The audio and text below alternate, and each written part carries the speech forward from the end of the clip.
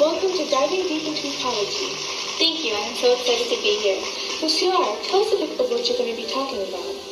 The tundra is the youngest and one of the most brutal but fragile biomes in the biosphere. When glaciers retreated, lichen were one of the first pioneer species to populate a land with no soil through a process known as primary succession. The land is usually very cold and stark with no trees within the ground, and only moss, caissons, and lichen grow. Their ground is permanently frozen, 25 to 100 centimeters down, so the soil is limited in nutrients and minerals. During the winter, the climate is cold, very windy, and dark, with the sun barely rising, but in the summer it is soggy, and the land is covered with bogs, marshes, lakes, and streams. The sun shines almost 24/7. Although there isn't a lot of biodiversity within the animals that live in the tundra, there are over 48 species of organisms living in the tundra. Since the environment is very hard for plants and animals to live in, any extra stresses and disturbances, such as biotic and abiotic factors, can affect the way plants and animals live, causing the population of animals to decrease. Oh, I didn't know so much about the tundra and ecology. Did you get to see the ecosystem up close? I did. I actually went with researcher and ecologist Megan, and we looked at 5 different animals. The snowy owl, the Arctic fox, polar bear, Arctic tern, and grizzly bear, and 5 different plants: the Labrador tea, past flower, tuft saxifrage, Arctic moss, and bearberry. Tell us about your findings. I'm sure our audience is just as excited to hear about it as I am.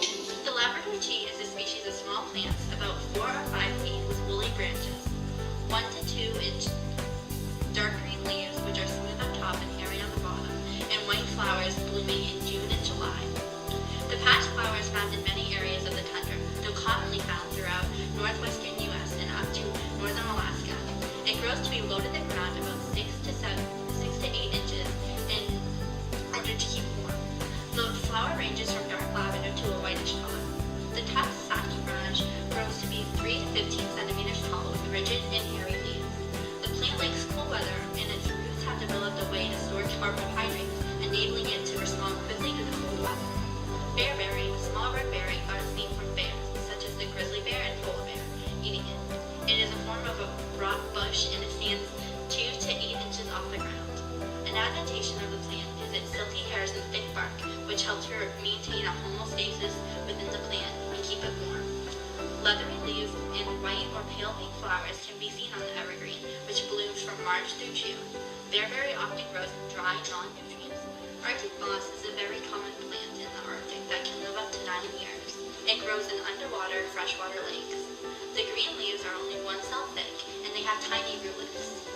Many different birds eat Arctic moss, and Arctic moss warms the ground, which makes the plant a biotic factor because the moss allows other plants to grow.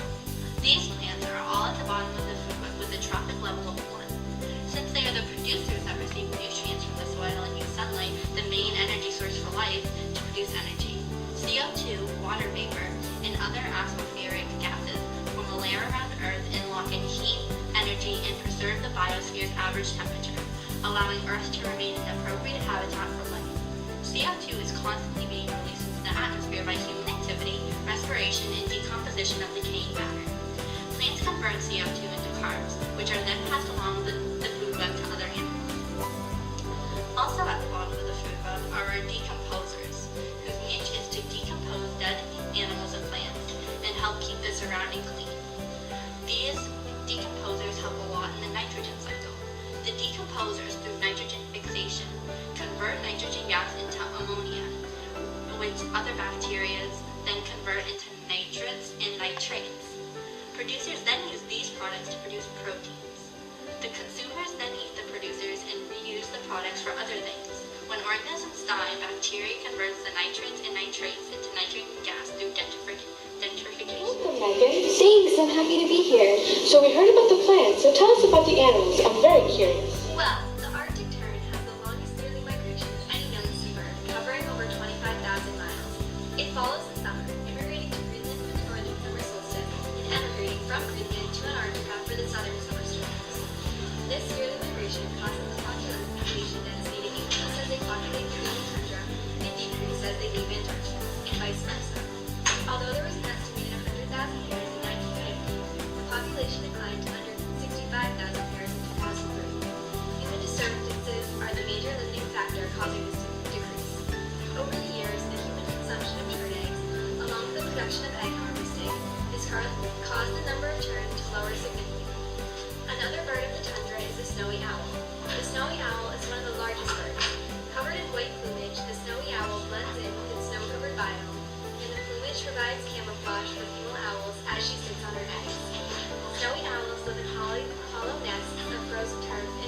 ridges and hills throughout the tundra.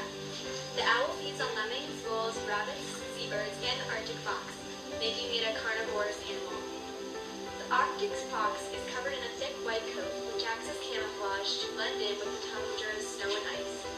The Arctic fox is a predator to lemmings. If an exponential growth of lemmings were to occur, then the amount of foxes would also increase. In reaction to the increase of foxes, logistic growth occurs in the lemmings population due to the rise of the death rate. The fox is an omnivore, eating birds, eggs, small mammals, and fish, as well as berries and seaweed. Arctic foxes are scavengers, and during the winter, when prey is scarce, they follow the polar bear and caribou, who uncover lichen and other food. After the caribou vacates the scene, foxes dig deeper holes to eat some mammals that have been unearthed. This is commensalism. The fox also consumes some leftovers of the polar bear kill. One of the Arctic's most well-known animals is the polar bear. The polar bear's black skin is designed to absorb the sun rays to keep the huge animal warm. Since the species is endangered, the carrying capacity cannot be determined because there are not enough living close together. They spend their time between drifting on ice, eating, and resting. Despite the decline in polar bear population, the polar bear is key in the balance of the ecosystem, being a major consumer. The bear usually needs to perform a lot of predation to keep itself fed. Prey of the bear consists of ducks and bearberries. The bearberries, as most plants in the tundra, get their energy from the sun. This makes them producers. In turn, when the polar bear consumes the plant, they are getting 10% of the plant's energy. The Arctic grizzly bear is a creamy yellow color with round leg. An Arctic grizzly bear can be distinguished from a hump between the shoulder blades. A common misconception is that the grizzly bear eats meat and is carnivorous, when in truth, the bear's diet is 75% plants and it very rarely hunts. This makes the grizzly bear an omnivore.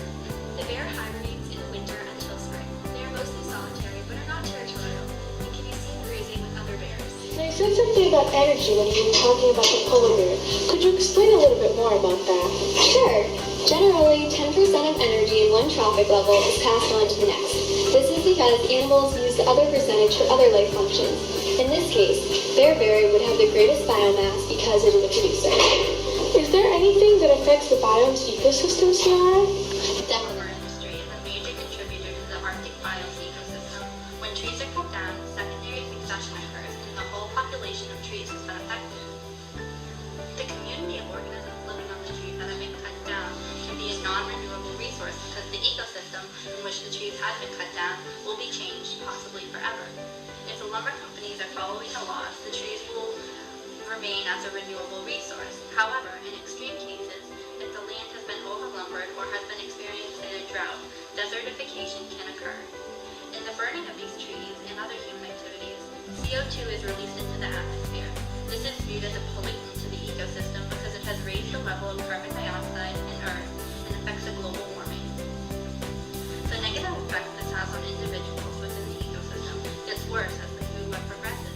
For example, if the Arctic tern ate a berry off of a contaminated plant, and then the fox ate the tern, and a polar bear ate the fox, the bear would be the most negatively affected, and this is called biomagnification. How do these animals interact with each other? Do they form any kind of relationship? Many symbiotic relationships occur in the tundra. The Arctic bumblebee pollinates the Arctic poppy, and in turn, the bumblebee is provided with food and nectar from the poppy. This is known as mutualism, when both animals benefit. Now, the caribou might not be the real organism eating religion. Parasitism occurs when a liver tapeworm cyst invades the caribou's body. These cysts grow and live inside the body of a host and eat the food coming into the body. This results in a malnutrition of the host, in this case the caribou, and may cause a decrease in density. Well, we're out of time, folks. I certainly learned a whole lot. I hope you had fun on this episode of Diving Deep into Ecology. Thank you, and we'll see you